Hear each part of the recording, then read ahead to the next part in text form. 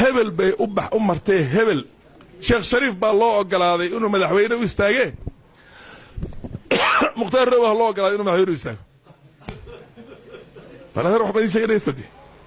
laba shay iskeenaysa ma tahay iskeeni kartaa sheekh shariif maxaakiimta waxay ahaayeen dad nabadii soo celi Soomaaliya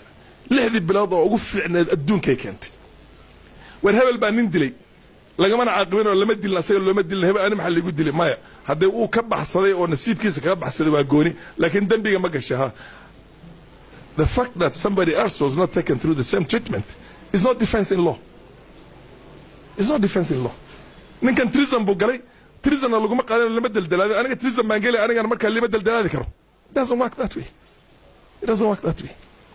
marka Soomaali waxa loo baahan yahay sawirka weyn sidii lagu soo bari lahaa yaa loo baahan yahay concept of nationhood statehood kana loo baran lahaa marka waxa weeyaan ilaahay hanoo keenay ninka Soomaali 300 kun ka dil lahaa dhigeystaan hadii shay ilaahay hanoo keenay ninka Soomaali marka uu yartaa 100 kun ka dil lahaa oo wax qaran lahaa bari lahaa ilan qarannimada dagaal bay ku imaataa dil bay ku imaataa dhiig bay ku imaataa daatay ku imaataa wax kale kuma imaato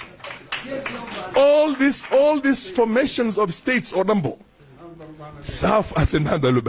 formation of states or dumbo the formation of states is predicated upon a contestation between principalities and the main sovereign state waxa weeyaan nin doonaya inuu meel yar oo asaga uu leeyahay markaas sayto uu ka ahaa oo maartay guri yar oo cawliyahanka uu leeyahay oo aankaas oo kale asaga madaxa waa inuu haysto iyo nin doonaya qaran wax la dhahay inuu hagaajiyo iyo mid maartay meel sacad oo habar gidib oo dhanba oo kaamil waxanka labadiiba is haystaan iyo qaran weyn wixii la dhihi lahaa marka qarankaasi foo ku imaada adduunka oo dhanba taariikhdiisa dil badan baa ku yimid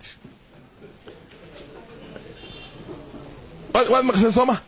formation of the French state hadaa akhriso markay imaatay Jarmalka state day ahaatay wadan kasta oo Ruushka Union Soviet Socialist Republic markuu noqday waxay ku imaatay dhiig badan oo daata iyo dadkii oo maskaxdii ay bedelmato